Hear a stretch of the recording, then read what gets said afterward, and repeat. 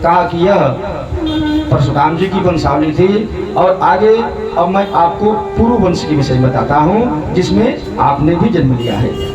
पुरु वंश में रैम्भ को दुष्यंत और दुष्यंत को एक शकुंतला नाम की ऋषि कन्या से प्रेम हुआ, जिससे भरत का जन्म हुआ।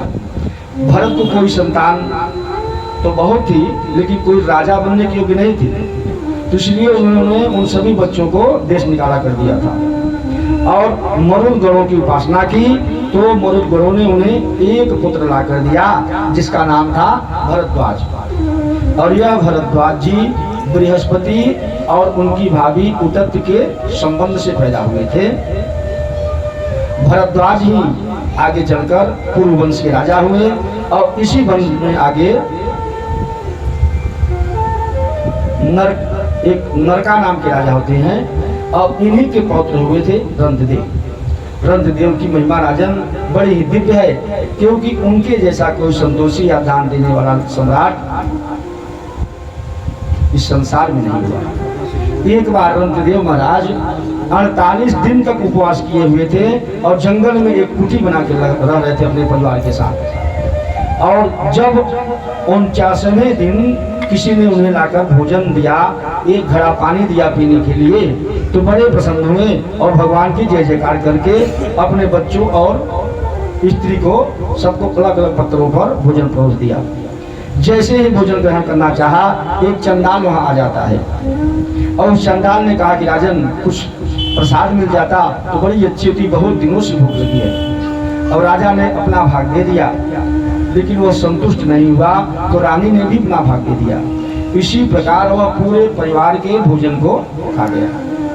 अंत में जब राजा ने यह सोचा कि चलो ठीक है, मेरे दिए गए प्रसाद से कम किसी को जीवन तो मिल गया, अब हम लोग जल पी के ही रह लेते हैं। जैसे ही जल पीना चाहा, तो उस चांडाल ने कहा कि राजन मुझे प्यास भी बहुत जोर की लगी है, क्योंकि मैंने अभी तक जल भी नहीं पिया है और बहुत दिन हो गया। राजा ने कहा कि देखो भाई, हम लोग 48 दिन से उपवास कर रहे हैं, और अगर अब यह जल हम लोग नहीं ग्रहण किए तो अवश्य में ही हमारे प्राण हो सकता है यह शरीर छोड़ दे। तो चांडाल ने कहा कि राजन आप 48 दिन से भूखे हो, और मैं 49 दिन का भूखा हूँ, आज मेरा 50वां दिन है। तो राजा ने निवेदन किया कि अवश्य में मुझसे ज्यादा इसको आवश्यकता है। दे दिया जल, और हाथ जोड़कर भगवान की प्रार्थना करने लगे। न काम हम गति में ईश्वरात् परा, मष्ठर युक्ता पुनर्भवा, आरती प्रपदे खिल देह भाजा, मंतः स्थितो ये न भवन्ति दुःखा, श्रुतिं श्रमोगात परिश्रमश्च, दैन्यं क्रमः शोकविषादमोहा, शरीरे निर्भीताः विपणस्य जन्तोर् जिजीविषोर्जीव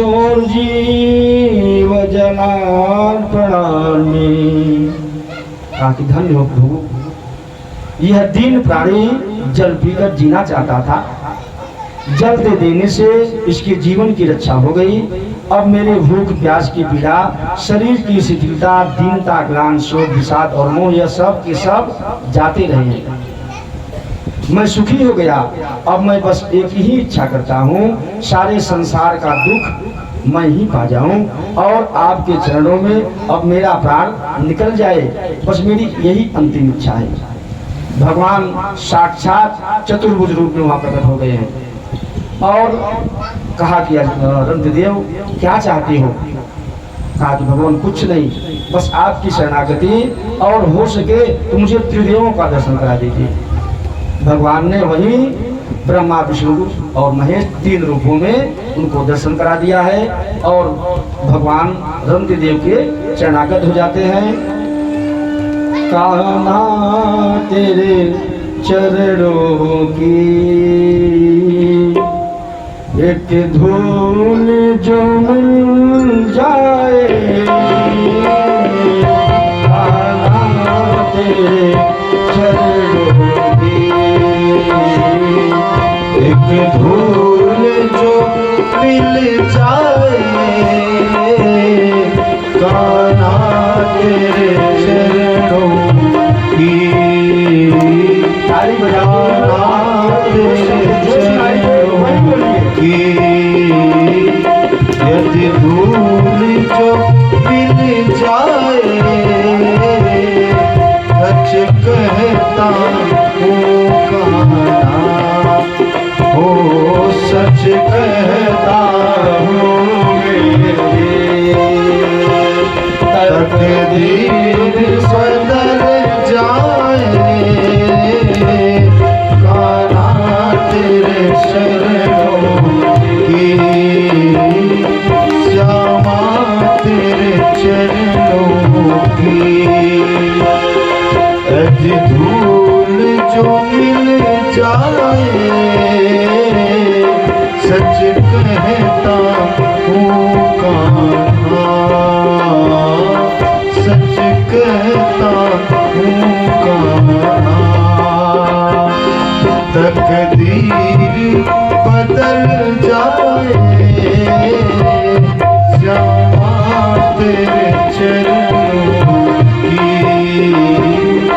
कान्हा तेरे चरणों की।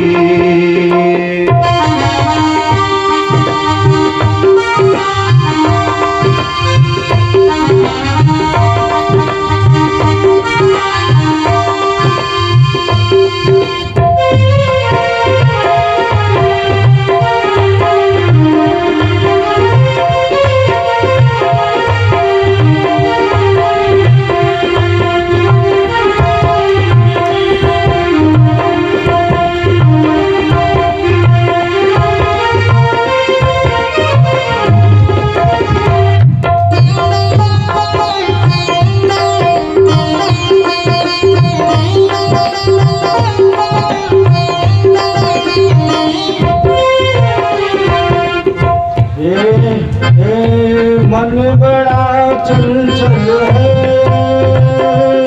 कैसे इसे समझाऊं।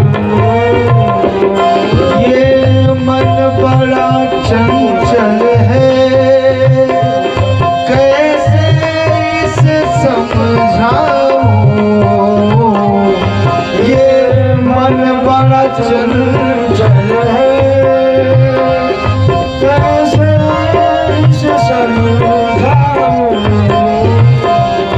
जितना इसे समझाऊं, जितना इसे समझाऊं उतना ही मचल जाए कान्हा तेरे चरणों की। एक धूल जो मिल जाए सच कहता हूँ मेरी तकदीर बदल जाए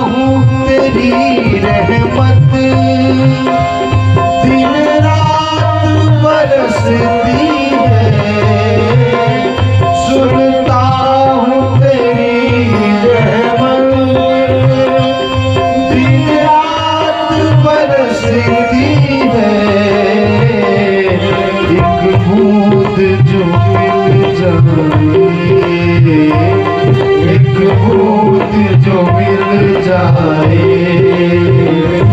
मन की करीब आए,